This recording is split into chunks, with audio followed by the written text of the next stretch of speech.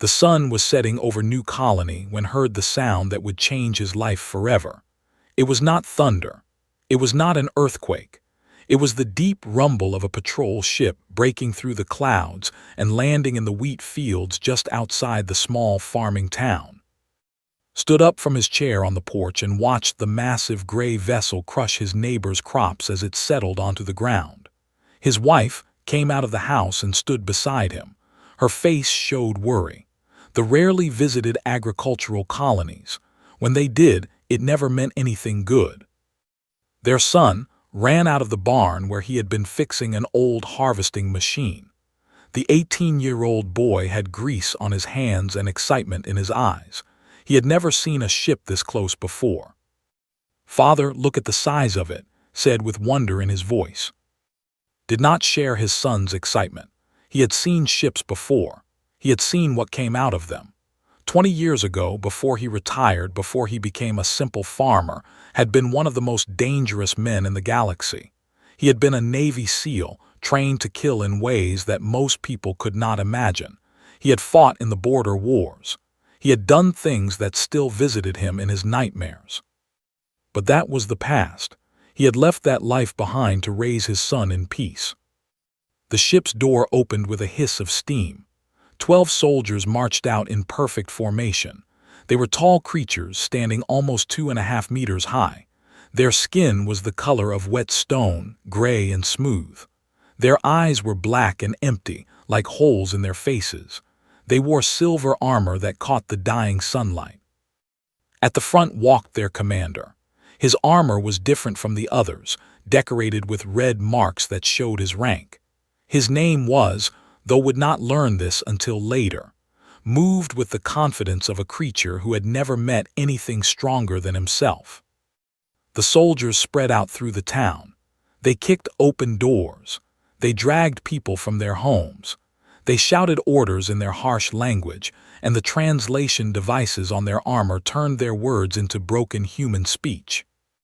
Illegal weapons search. All humans will cooperate. Resistance means death. Kept his family close. He had no illegal weapons. He had no weapons at all anymore.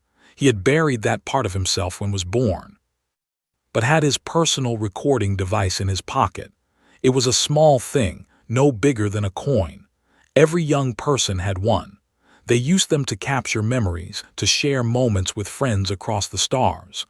Curious and young and foolish, had pressed the record button when the ship landed. One of the soldiers saw the tiny light blinking in the boy's pocket. He grabbed by the arm and threw him to the ground. The device fell out and landed in the dirt. "Recording military operations," the soldier announced loudly. "This is a capital offense." Felt his blood turn to ice. He stepped forward with his hands raised. "Please, he is just a boy. He did not know. He meant no harm." Commander walked over slowly. He looked down at who was trying to get up from the ground. Then he looked at. His black eyes showed nothing.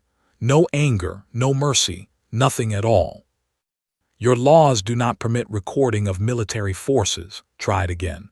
"We did not know this. We are simple farmers. Please show mercy. He is my only son." Made a sound that might have been laughter. "Mercy is weakness. Your kind has always been weak. This is why you will always serve us." He nodded to his soldiers. 2 of them grabbed and dragged him to the center of the town square. Other colonists were forced to watch, screamed and tried to run to her son, but soldiers held her back. Felt something wake up inside him, something old and dark and terrible. The thing he had buried 20 years ago, the killer, the ghost. But there were 12 soldiers with plasma rifles, and he had nothing but his bare hands. If he moved, they would kill too. They would kill everyone. So he stood there. He stood there and watched as pulled out his sidearm. "Let this be a lesson," announced to the crowd. "Humans exist because we allow it. You live because we permit it.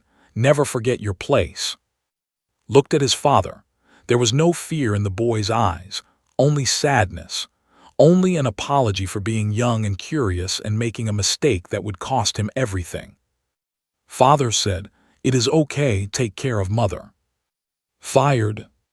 The sound of the plasma shot echoed across the silent town, fell, broke free from the hands holding him and ran to his son. He caught the boy before he hit the ground and held him close. Blood soaked into his shirt. Blood, his only child, his reason for leaving the darkness behind, his hope for the future. "I am sorry," whispered. His voice was getting weaker. "I just wanted to see." "Do not speak," said. Tears ran down his face. "Save your strength. You will be fine. You will be fine." But was not fine. The light faded from his eyes.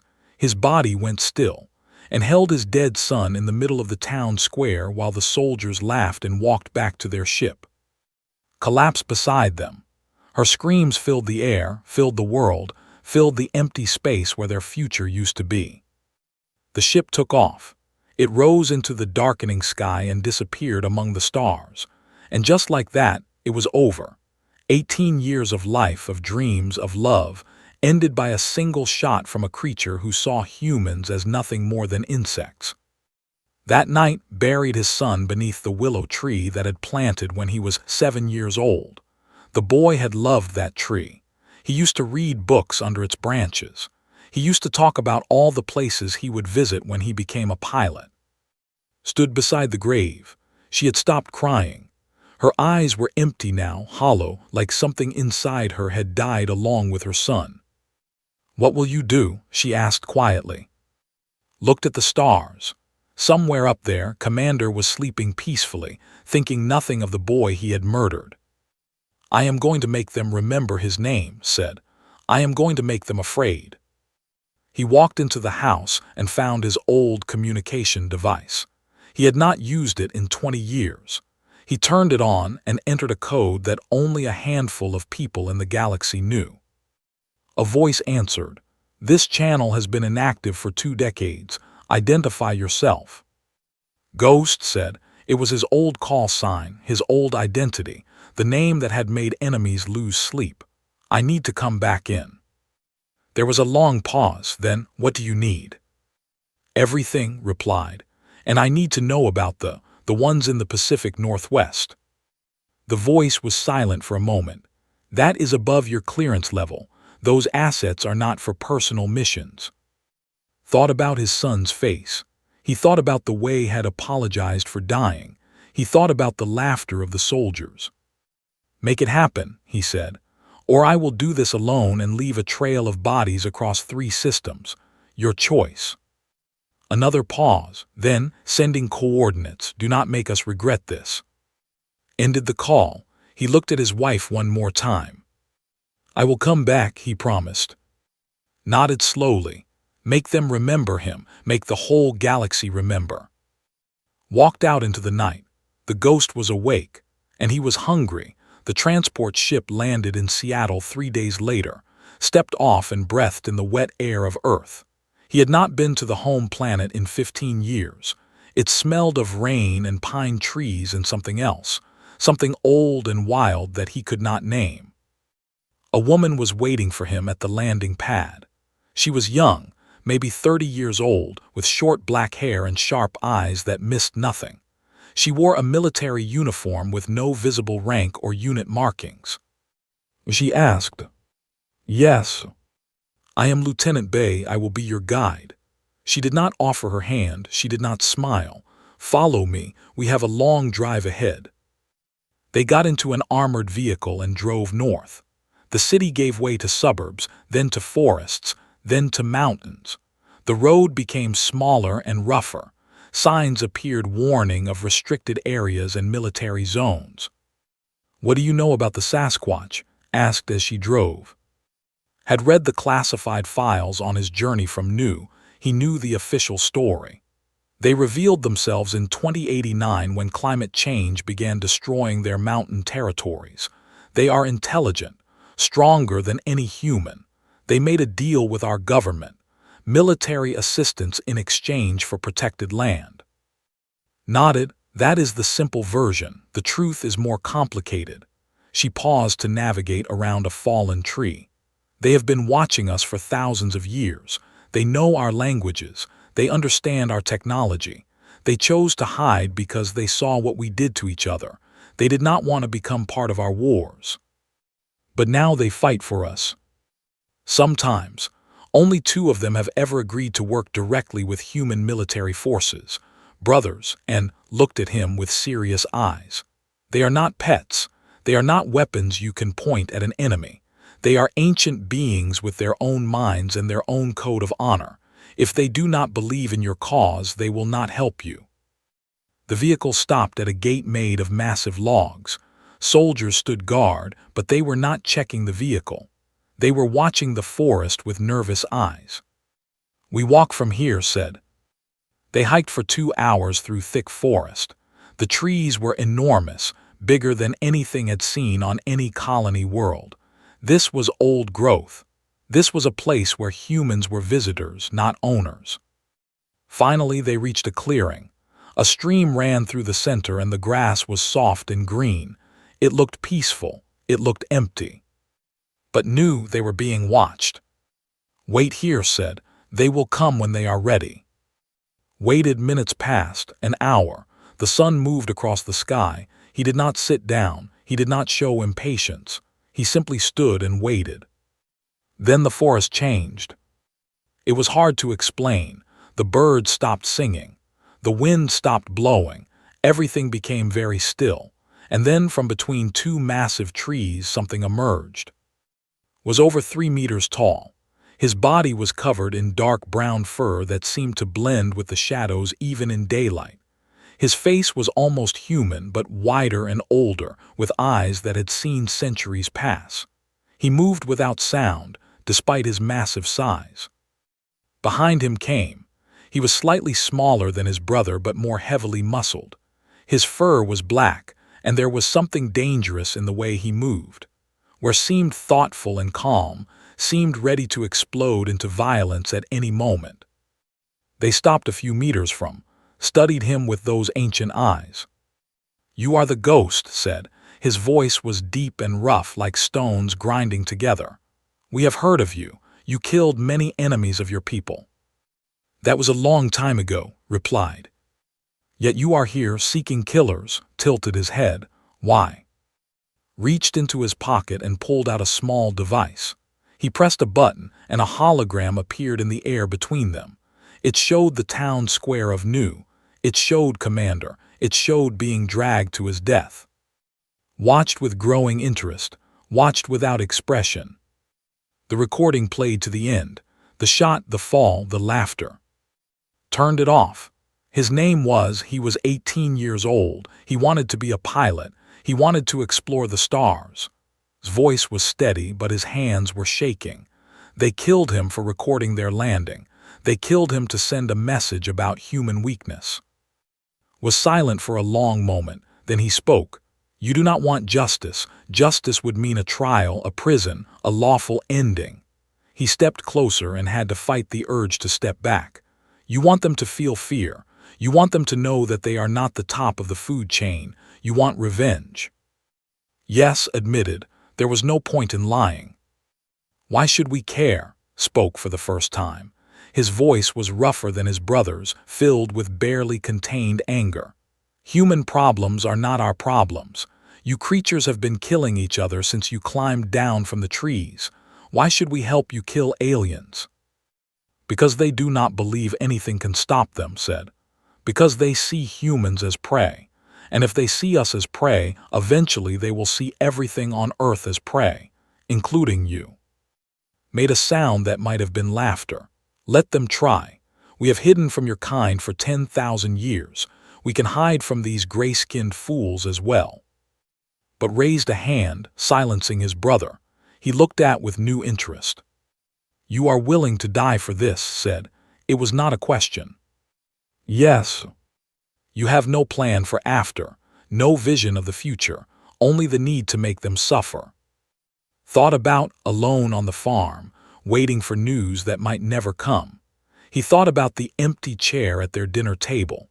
He thought about 20 years of peace, destroyed in a single moment by a creature who saw them as insects. "My future died in that square," said. "All I have left is this." Nodded slowly. He looked at his brother. Something passed between them, some silent communication that could not understand. "We have been watching your species for many generations," said finally. "We have seen you at your worst, your wars, your cruelty, your endless capacity for destruction." He paused. "But we have also seen you at your best, your love for your families, your willingness to sacrifice everything for those you care about, your refusal to accept defeat even when all hope is gone." He stepped forward and placed a massive hand on his shoulder. The weight was enormous but did not bend. "Your son's death was unjust," said. "The creatures who killed him believe they are predators. They believe nothing in this galaxy can threaten them." His eyes became hard and cold. "We will teach them otherwise." Grinned, showing teeth that could crush bone. "When do we start?" Felt something shift inside him. For the first time since died, he felt something other than grief and rage. He felt hope, dark and terrible hope, but hope nonetheless. "I have a friend gathering intelligence on the station where Commander is stationed," said. "We leave in 3 days." "Good," said. "That will give us time to prepare. My brother has not hunted in many years. He is eager." Cracked his massive knuckles. The sound echoed through the forest like breaking wood. "These," said, "do they believe in monsters?" "No," replied. "They think they are the monsters." His grin widened. "Then we will have to change their minds." Looked at the two creatures standing before him. Ancient beings from humanity's own planet, hidden in the shadows of history, now ready to walk into the stars beside him. They had no idea what was coming. And that was exactly how wanted it. "Let us begin," he said. The stolen freighter drifted through the darkness of space. Its engines were cold, its lights were dim, and to any passing patrol ship it looked like abandoned garbage floating between the stars. Inside sat in the cargo hold within. The two Sasquatch had adapted to space travel faster than anyone expected. Spent his time studying language and culture on a data pad, his massive fingers surprisingly gentle with the small device. Spent his time exercising, doing pull-ups from the cargo bay rafters, and running through combat movements that looked like a deadly dance. A voice came through the communication system. "We are approaching the station. 2 hours until we enter sensor range." The voice belonged to Han. She was an old friend from his military days. She had been an intelligence operative, one of the best in the fleet, until she retired and disappeared into the shadows of the criminal underworld. Now she worked as an information broker, selling secrets to anyone who could pay. For she worked for free. She had known since the boy was born. She had watched him grow up. When she heard what happened, she had volunteered immediately. Was not on the freighter. She was hidden on a relay station in a nearby asteroid field, feeding them information and coordinating their approach. She was their eyes and ears outside the target. "How many soldiers on the station?" asked. 3,247, replied. "Plus technical staff and support personnel. Total population around 4,000. Laughed. "Only 4,000. I was hoping for more." "We are not here to kill everyone," reminded him. "We are here to make them afraid. We are here to find and send a message that the entire galaxy will hear." Looked up from his data pad. They have an interesting psychology. Their entire culture is based on dominance. The strong rule, the weak serve. They have conquered 12 species across 4 systems, and in all that time, nothing has ever successfully attacked their home territory. "Until now," said. "The key is their pride," continued. "They cannot admit fear. If one soldier runs from battle, his entire family is shamed for generations. This makes them brave in the short term, but it also means they do not know how to handle terror. They have never experienced being prey." "Understood. So we do not give them a battle to fight, we give them shadows, we give them nightmares." "Exactly." Set down the data pad. "We take them one by one, no witnesses, no evidence, just soldiers disappearing into the dark. By the time they understand what is happening, their minds will already be breaking." The plan was simple but difficult. The freighter would dock at the station pretending to deliver supplies, would use forged credentials to get them inside. Then they would disappear into the maintenance tunnels and air shafts that ran throughout the structure. They had designed their station for bodies. They had never imagined that anything larger might try to move through their hidden spaces, but was more flexible than he appeared. He could fold his massive frame into spaces that seemed impossible. Centuries of hiding from humans had taught the Sasquatch how to exist in places where they should not fit. Was less patient, but he could be quiet when needed. He was the hammer, was the shadow, was the one who knew how to break an enemy's spirit. They docked at the station without problems. The guards barely looked at the freighter's cargo manifest. Humans delivered supplies all the time. They were useful for simple work. They were not worth paying attention to. That was their first mistake. Led the Sasquatch through a maintenance door and into the tunnels beneath the main corridors. The air was warm and smelled of metal and recycled atmosphere. Distant sounds of conversation echoed through the walls. "Park Minyu is standing by," his voice whispered in his earpiece. Minyu was a young hacker from Nu, only 22 years old. He had seen execution. He had volunteered to help before even finished explaining the plan. Now he sat in a hidden room on a distant planet, connected to the station's computer systems through a chain of encrypted relays. "What can he access?" asked quietly. "Security cameras, door controls, communication systems. Not weapons, not yet, but enough to make their lives difficult." "Good. Tell him to start mapping patrol routes. We need to know where every soldier is at every moment." They moved deeper into the station, led the way, somehow sensing the presence of through walls and doors. Twice he stopped them seconds before a patrol passed nearby. His instincts were perfect. Finally, they found a suitable hiding place. An old storage room in a rarely used section of the station. It would be their base of operations. "Tonight we begin," said, small, careful, one soldier at a time. Was practically vibrating with eagerness. Which one first? Pulled up a map on his data pad. Minyu had marked the patrol routes with different colors. One patrol always passed through a dark corridor near the waste processing center. Usually just two soldiers, walking slowly, bored with their assignment.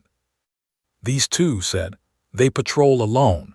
No cameras in that section. They will not be missed until shift change." Studied the map. "I will take the one in front. You take the second. No sounds, no evidence. They simply vanish." Nodded. His grin was gone now, replaced by the focused expression of a predator about to hunt. They moved through the tunnels like ghosts, watched from a hidden grate as the two soldiers walked below. They were talking in their harsh language, complaining about the boring assignment. They never saw a drop from the ceiling. One moment there were two soldiers. The next moment there was only one, looking around in confusion, his partner simply gone without a sound. Before he could raise his weapon appeared behind him. A massive hand covered his mouth. Another hand grabbed his throat. There was a quiet crack and then was dragging the body into the shadows. It was over in less than 5 seconds. Felt nothing. No guilt, no satisfaction, just cold determination. This was only the beginning. They hid the bodies where they would never be found. Then they returned to their base and waited. The next morning the station began to notice something was wrong. 2 soldiers had not reported for duty. A search was organized. Nothing was found. Commander dismissed it as desertion. Cowards running from their duty. He ordered increased security checks and threatened punishment for anyone else who abandoned their post. That night and his team took 3 more soldiers. The night after that 5. Whispers began to spread through the station. Soldiers talked in nervous voices about the disappearances. Some said it was human terrorists. Some said it was a malfunction in the airlocks, soldiers getting sucked into space. A few, the ones who had heard old stories from conquered worlds, said it was something else, something that lived in the dark. On the fifth night, left his first message. He found Commander's personal quarters and watched through the air vent as the commander slept. He could have killed him right there.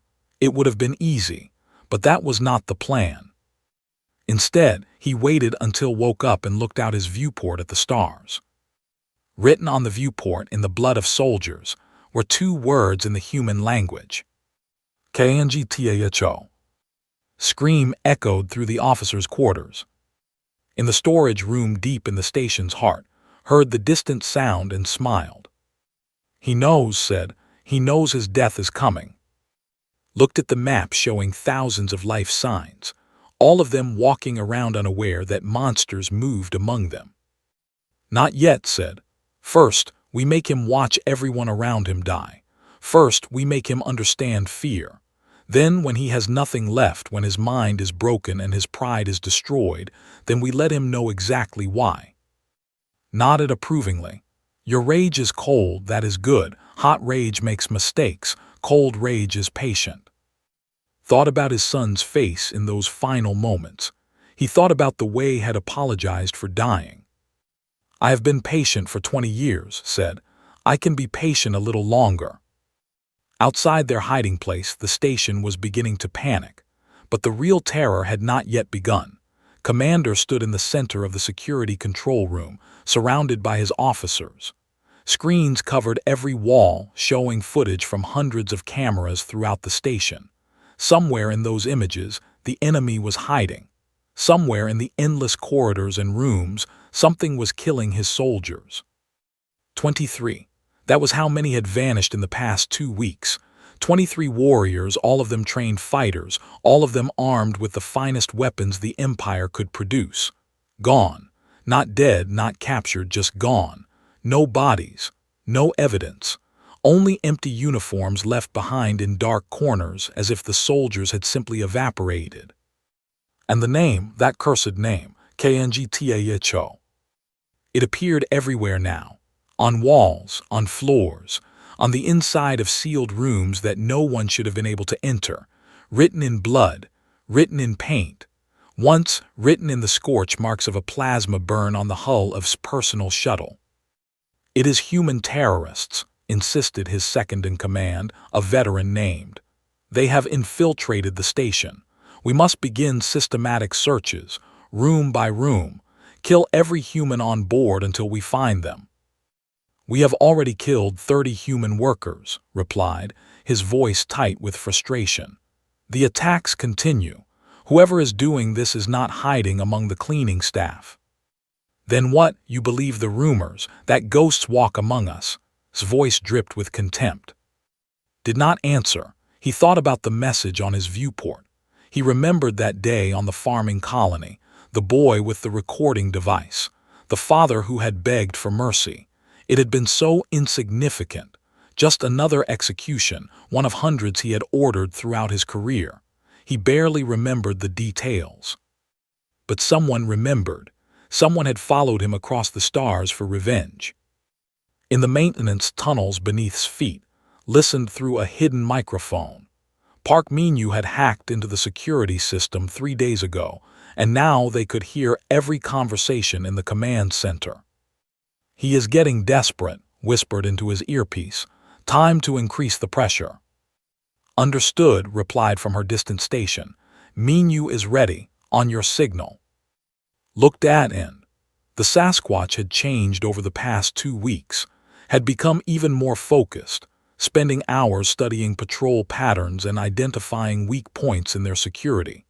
Had grown quieter, but there was something in his eyes now, a deep satisfaction that came from hunting prey that did not understand it was being hunted. Tonight we stop hiding, said. Tonight we let them see us. His grin returned, finally. They moved through the station like smoke, spreading out to cover 3 different areas at once. Had a simple job, reach the communication center and take control of the station's internal broadcast system. Would strike at the armory, destroying their weapon reserves. Would attack the barracks, where off-duty soldiers slept. At exactly midnight station time, Min-yu killed the lights. The entire station plunged into darkness. Emergency lighting flickered on a few seconds later, casting everything in dim red shadows. Alarms began to scream. "Power failure in sectors 7 through 12, someone shouted in the control room. "Weapons systems offline, door locks resetting." Grabbed a plasma rifle from a nearby guard. "All units, combat positions. This is the attack." But his soldiers could not respond. Their communication devices filled with static, then with something else. A voice speaking in perfect. "Commander." It was. Minu had patched his voice into every speaker on the station. "You killed a child, an innocent boy who did nothing wrong. You laughed as he died.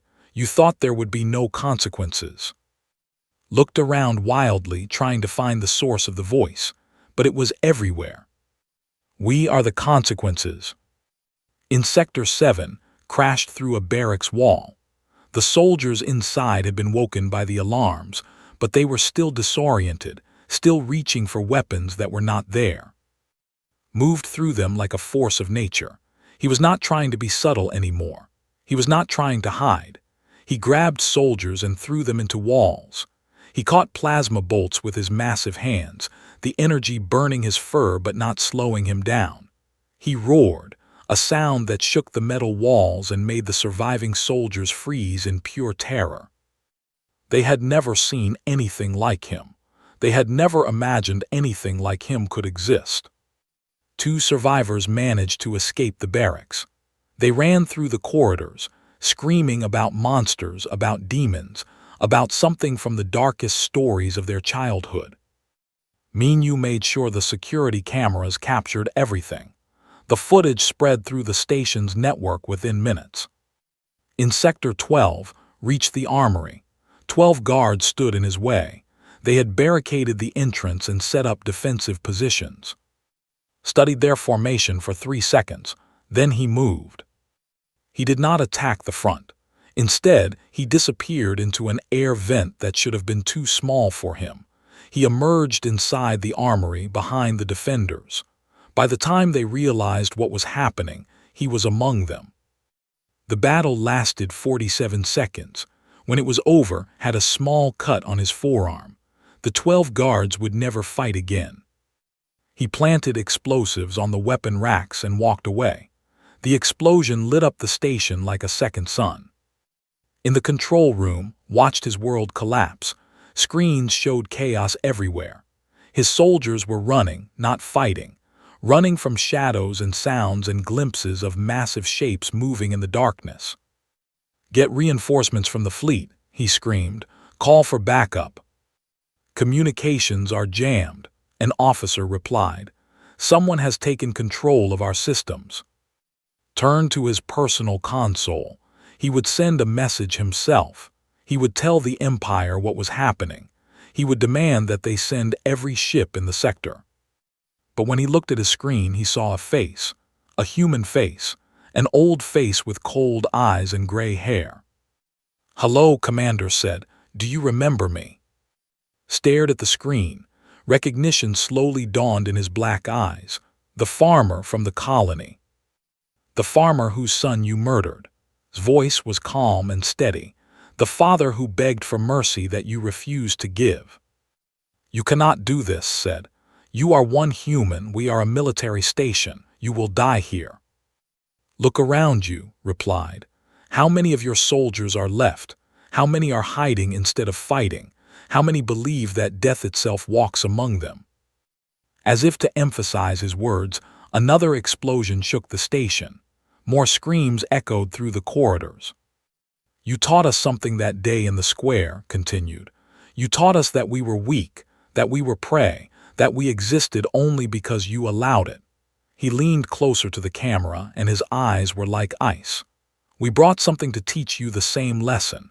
The difference is, our teachers are not as merciful as you were." The screen went dark. Stood in silence. Around him, his officers waited for orders, but he had no orders to give. For the first time in his long career, Commander did not know what to do. Then the lights went out again, and in the darkness he heard something breathing. The reinforcement fleet arrived 6 hours later. 3 battle cruisers, carrying enough firepower to destroy the entire station if necessary. They found the station's defense systems had been turned against them. Automated weapons opened fire before they could dock. 3 transport ships were destroyed. Hundreds of soldiers died before they even reached the fight. When they finally breached the station, they found carnage. Soldiers dead in corridors. Others locked in rooms, refusing to come out.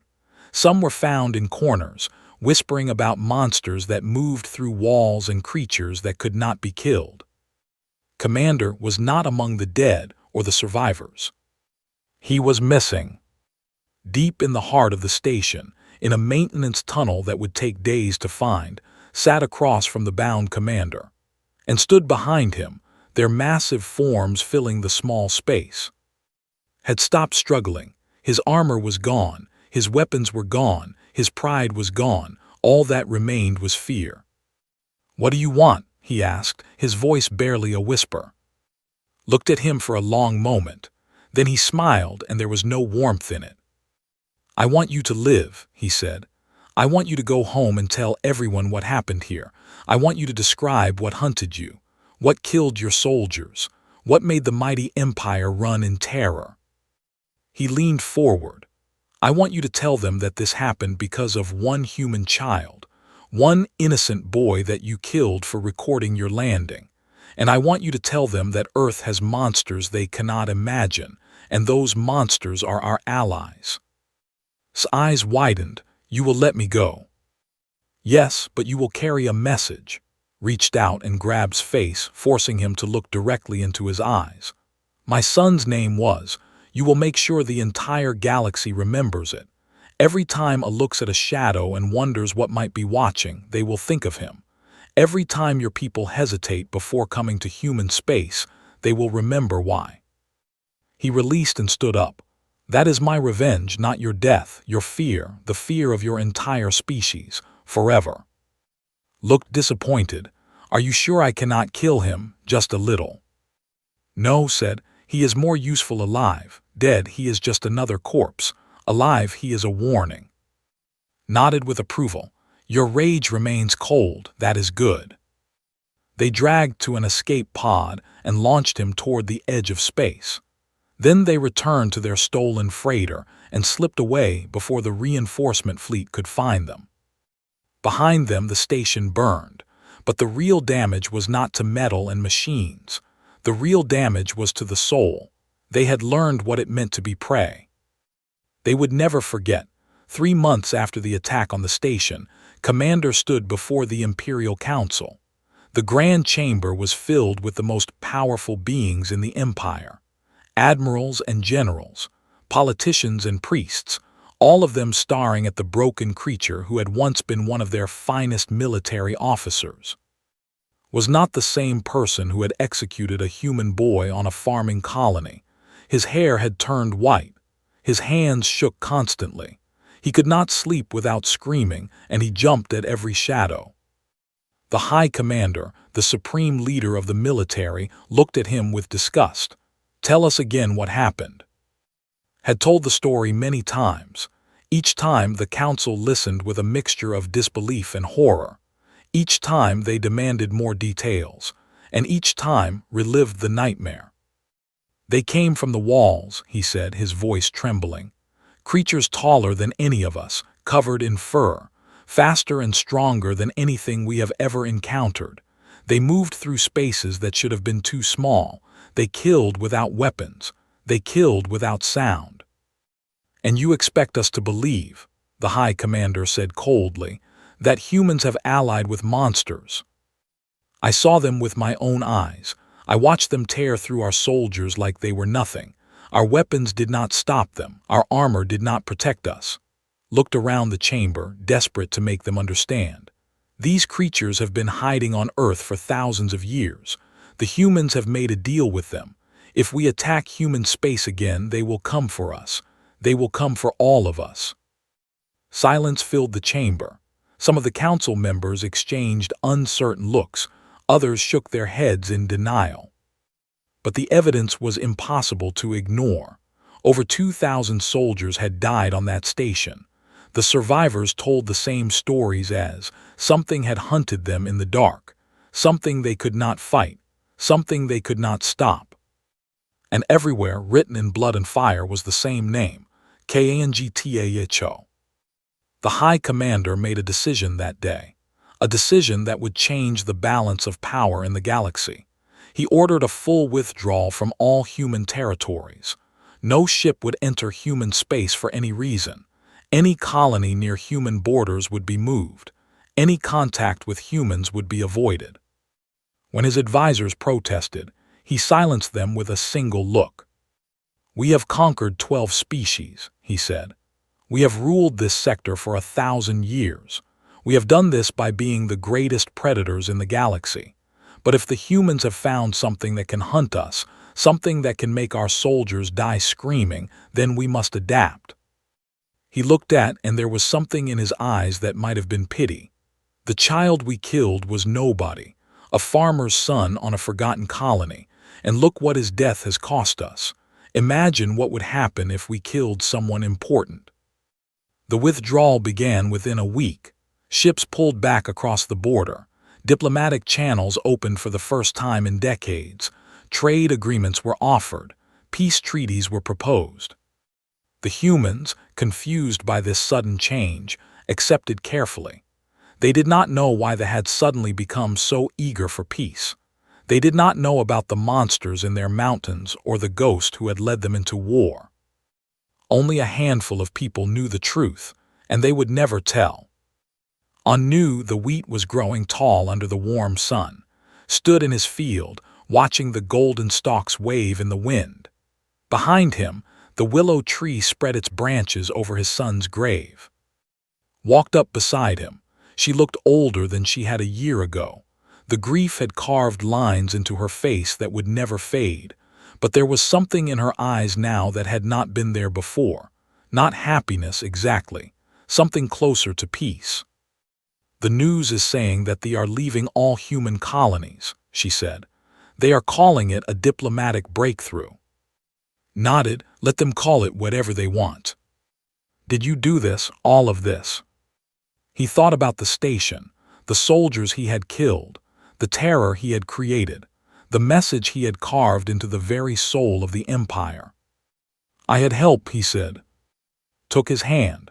They stood together in silence, looking at the tree where their son rested. "Does it help?" she asked finally, "knowing that they fear us now, knowing that they will never forget his name?" Considered the question carefully. He had asked himself the same thing many times since coming home. The rage that had driven him across the stars was quieter now, but it had not disappeared. It would never disappear. He would carry the weight of his son's death until his own ending came. "No," he admitted, "is still gone. Nothing will change that. Nothing will fill the hole he left behind." He squeezed his hand. "But they will remember him. Every child will grow up hearing stories about the human boy whose death brought monsters down upon their people. 1,000 years from now, when we are both dust, they will still be looking over their shoulders and whispering his name." Nodded slowly. "That is something at least." "It is not enough, but it is something." Far away, in the mountains of the Pacific Northwest, and returned to their people. The Sasquatch clans gathered to hear their story. They sat in a circle in a hidden valley that humans had never found, listening as the brothers described their journey to the stars. When they finished, the elder of the clan spoke. She was older than any human alive, her fur gray with age and her eyes deep with wisdom. "You helped a human seek revenge for his child," she said. "This is unusual. We have hidden from humans for 10,000 years. Why did you risk exposing our existence?" Considered his words carefully. Because they see themselves as the top of all things. They believe they have the right to kill anyone weaker than themselves. If we had allowed them to go unpunished, eventually they would have come here. They would have found us, and they would have tried to do to us what they did to that boy. Added his own thoughts. Also, the human impressed me. His grief was deep, but it did not make him stupid. He used his pain like a weapon. He turned it into something cold and sharp and deadly. The younger Sasquatch shook his massive head. Humans are strange creatures. They are soft and small and fragile, but their grief makes them terrible. I am glad they are not our enemies. The elder nodded slowly. And what did you learn from this mission? What did you learn about the beings who live beyond our sky? Thought about the soldiers he had killed. He thought about their arrogance and their fear. He thought about the way they had crumbled when faced with something they could not understand. I learned that the galaxy is full of creatures who believe they are powerful, he said. But true power is not about strength or weapons or numbers. True power is about will. The human who led us lost everything that mattered to him. His son, his future, his peace. And instead of breaking, he became something that terrified an empire. He looked at his brother, and something passed between them. Humans are not to be underestimated, concluded. They may be small and short-lived, but they carry fire inside them. When that fire is focused, it can burn worlds. The elder smiled, a rare expression for one of her kind. Perhaps it is good that we made alliance with them. Perhaps, in time, this alliance will be remembered as the decision our people ever made. In the months that followed, word spread through the galaxy about what had happened at the station. The story grew and changed, as stories always do. Some versions said it was an army of human super soldiers. Others said it was aliens from unknown space. A few, the most accurate, spoke of ancient monsters from Earth itself, creatures that humans had somehow tamed. But one detail remained constant in every version: the name. The boy who had been killed for recording a ship. The boy whose death had brought terror to the greatest military power in the sector. The boy whose father had reached across the stars to make sure he would never be forgotten. Anu visited the grave every morning. He would sit beneath the willow tree and talk to his son, telling him about the crops and the weather and the small events of daily life. Sometimes he apologized for not being able to save him. Sometimes he promised that the galaxy would never forget what was done. Would bring him tea and sit beside him. They did not speak much. They did not need to. They had lost their son, but they had not lost each other. That was something to hold on to. One morning found a small gift waiting at the base of the tree. It was a stone, smooth and dark, with a symbol carved into its surface. The symbol was not human. It was the mark of the Sasquatch clans. There was no note, no explanation, just the stone placed carefully where rested. Picked it up and held it in his palm. He understood what it meant. The brothers had not forgotten. They considered one of their own now, a member of their hidden world. "Thank you," he whispered to the wind, knowing somehow that his words would reach the right ears. Far away, in the mountains of Earth, stood on a cliff overlooking the forests that had sheltered his people for thousands of years. He thought about the human boy who had died for no reason. He thought about the father who had turned his grief into vengeance. He thought about the empire that now feared the shadows.